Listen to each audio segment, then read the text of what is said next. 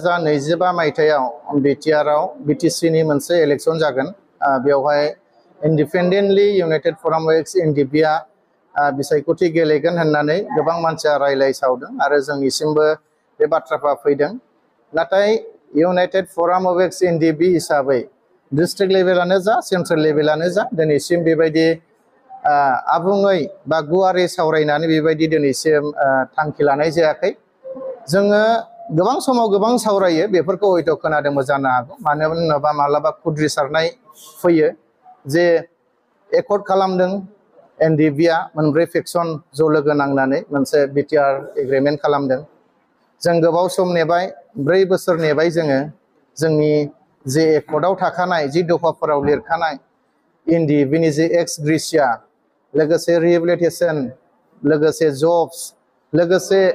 गासै बर' यां फोरनि जे मोनसे रिक्रुटमेन्ट दिनैसिम जि लिरनानै दङ बेफोर बुस्थुखौ गभर्नमेन्टआ मावनो हायाखै गभर्नमेन्टआ टटेलि फेल एनडिपिफोरनि खामानि मावनायनि सायाव जोङो दिनै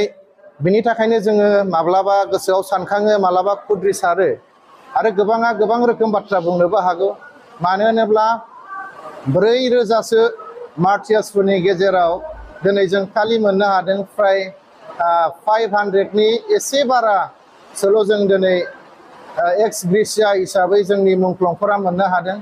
बेजों लोगोसे रिहेबिलिटेसन हिसाबै जोंनि सोद्रोमाफ्रा दिनैसिम हार्डकोर केडार हिसाबै 678 सोद्रोमाफ्रानो दिनैसिम मोनाखै बेजों लोगोसे गभर्नमेन्टआ गावसोरनो बिनाय हिसाबै गावसोरनो होनो होननानै खोथा बुंसेयावबो फ्राय मिलिशियाफोरनि 4000सो दङ बेखौबो बिथांमोना गावसोरनो बिदोंमोन गावसोरनो पुलिस भेरिफिकेसन खालामदोंमोन नाथाय दिनैसिम बिथांमोना बिनि सायाव ओरैनो थगायनानै दोननाय जादों बेफोरखौ लानानैनो गोबां जोंनि सोद्रोमाफ्रा खुद्रिसारो माब्लाबा फननि गेजेरजों बायदि सावरायो माब्लाबा गावजों गाव माब्लाबा साहा दखान बायदिसिना दखानफ्रावबो रायलायनो गोनां जायो जे फैबाय थानाय समफोराव एनडिपिआ गावनो जुदि इलेक्शन गेलेया अब्ला जोंनि समस्याफ्रा जोबनाय नङा मानो होननानै बुङोब्ला दिनैनि जि गभर्नमेन्टखौ जों नुदों 4 बोसोराव जि जोंनि बिटिआर एकर्ड खालामग्राफोरानो दिनैनि जि सरकार बेखौ सालायगासिनो दङ दिनै बिथांमोना जोंनि समस्याखौ मावनानै होनो हायाखैब्ला फैबाय थानाय समफ्राव आरो एनडिपिनि अनगायै बा एकर्ड खालामग्राफोरनि अनगायै जुदि सोरबाया जुदि बे गभर्नमेन्टखौ सालायफैयोब्ला अब्ला बिसोरलाय जोंनि समस्याखौ मा समाधान खालामनो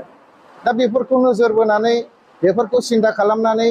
माब्लाबा जोंनि सोद्रोमाफ्रा बा जोंनि दैदेनगिरिफ्राबो सावरायनो गोनां जायो आरो सावरायोबो जानांगौ बेफोरखौनो लानानै दिनै बायदि मानसिफ्रा सावरायनो गोनां जादों आरो जुदि गोनांथि जायोब्ला जोङो गेलेया नङा गेलेनांगोनबो रायजो राजाफ्रा जुदि जोंखौ लुबैयोब्ला आरो जोंनि समस्याखौ जुदि समाधान खालामनोब्ला जोङो गेलेया नङा गेलेनोबो गोनां जागोन मानो होनोब्ला दिनैसिम जोंनि गोथां मुंख्लंफोर जेलाव दङ दिनैनि दिनाव थानाय जि गभर्नमेन्टनि जि सोद्रोमाफोर EMGMफोर नाथाय दिनैसिम बिथांमोनाथ' जेलाव साबैसे दं दिनैसिम बिथांमोना खबर लाहैफेराखै थांफेराखै बबे जेलाव साबैसे दङ साबैसे मुंख्लं दङ साबैसे NIAनि केसाव दङ साबैसे थादानि केसाव दङ साबैसे CBIनि केसाव दङ दिनैसिम भुटानाव सोर साबैसे जेलाव दं नेपालाव सोर दङ दिनैसिम रावबो बिथांमोना मिथिया दिनै जोङो निउसाव बुंबाय निउसखौ खोनासंनानै हयथ' माब्लाबा बिथांमोना बुंनो हागौ नाथाय जों मिथिनायाव जोंनि नुनायाव बिथांमोना माब्लाबाबो दिनैसिम जेलाव थांफेराखै बिथांमोना मा अबस्थायाव दङ बिथांमोना खबर लाफेराखै बेजों लोगोसे बिथांमोना जि